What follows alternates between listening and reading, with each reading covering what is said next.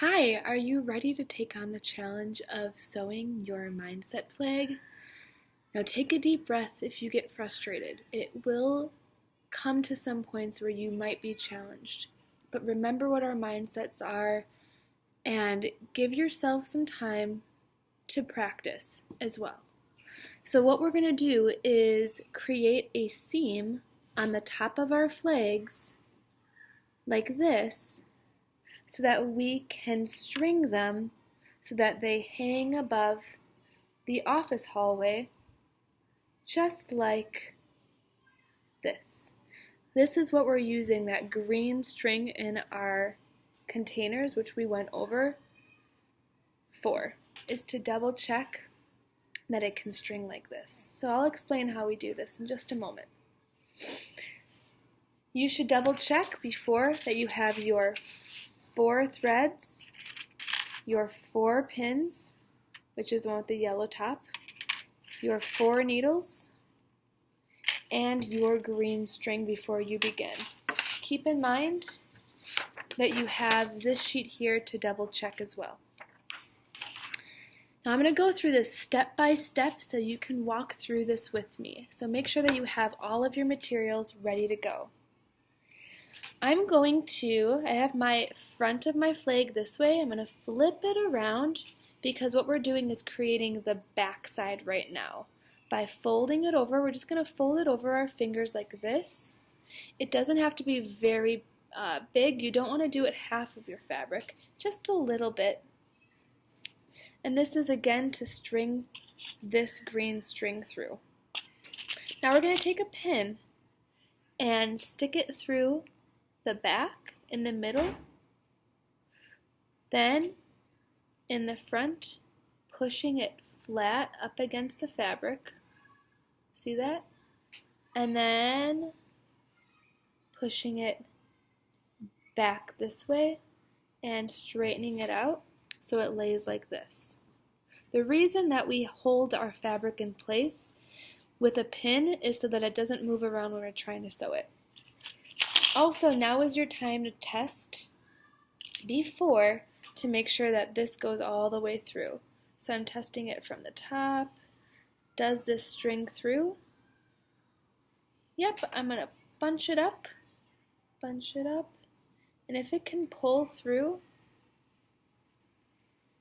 then you're good. You don't have to move this then. Now keep in mind we also have all of these step-by-step directions, so you might want to watch this, then pause the video and go back to this. To begin, we're going to grab a color thread and a needle,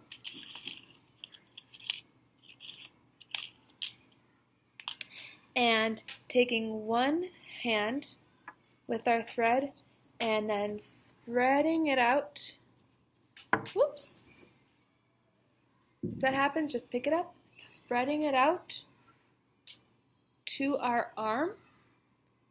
This is what we call an arm span of fabric, or of thread.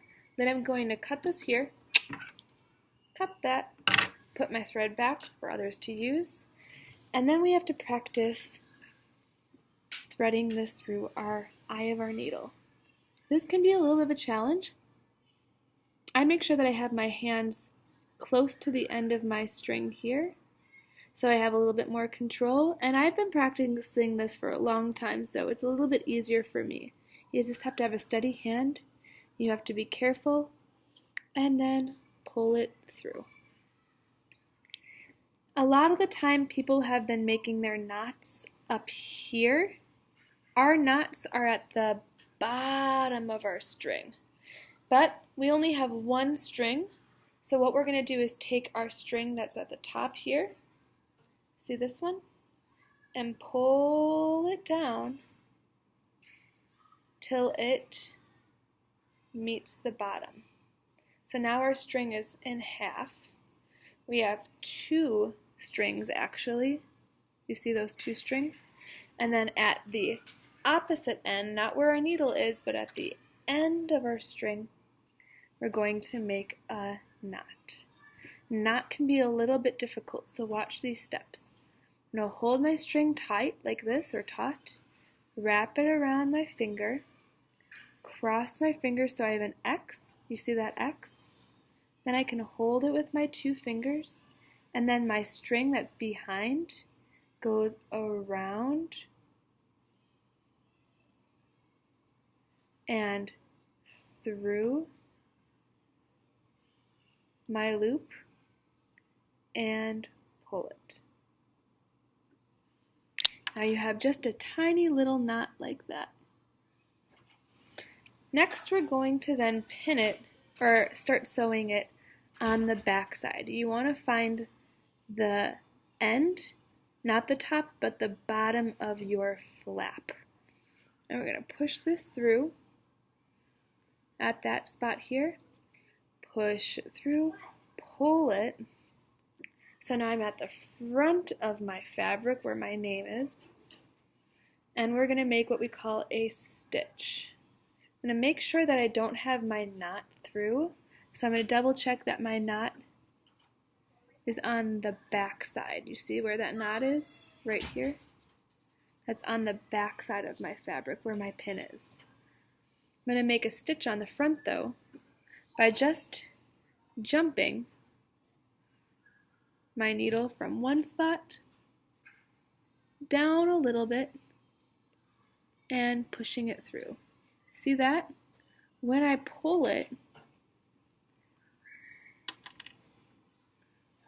and it looks like that, that's what we call our first stitch.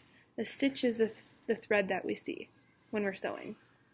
Now we're looking at the back side, and if we pull our string with our knot back a little bit, you see there's that knot, and we look really closely at our knot and our fabric. Let me pull this down. Here's our knot. Here's our fabric. And in between is a loop. See that loop? That's because we have 2 pieces of thread. We're going to put our needle through that loop and pull it, and that's going to secure that knot from going through that fabric. I'm going to cut off my extra string so we're not confused by it. That extra string can go in the garbage.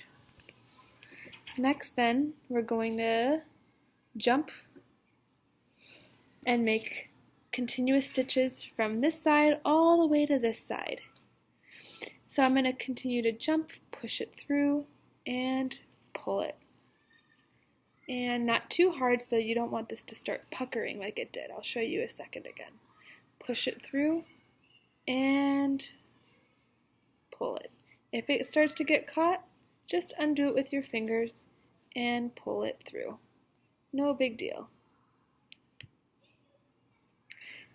Then push it through and pull it. If I pull it too much, this is what I meant by my fabric starting to pucker. It starts to fold in towards itself like an accordion. You want to make sure that you make it nice and flat because we want these to lay flat. Now I'm going to move through this a little bit quickly so that I can get to the end. But you take your time and making small stitches like we have here with not too much space in between. You can check if your finger is bigger than the space in between, it's too big. If your stitches are bigger than your finger, then that's too much in between too. What I mean is like your finger like that. So I'm going to continue to sew by pushing it back and forth.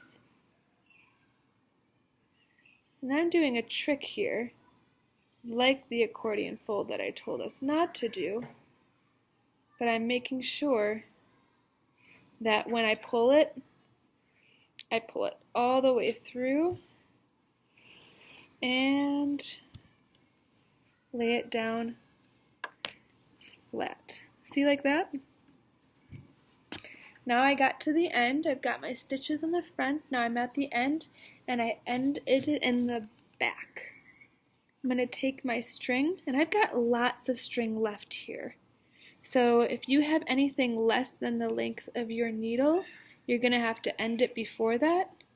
You want to make sure that you have at least your needle length so that you can do the last step. And that would be going under the last stitch.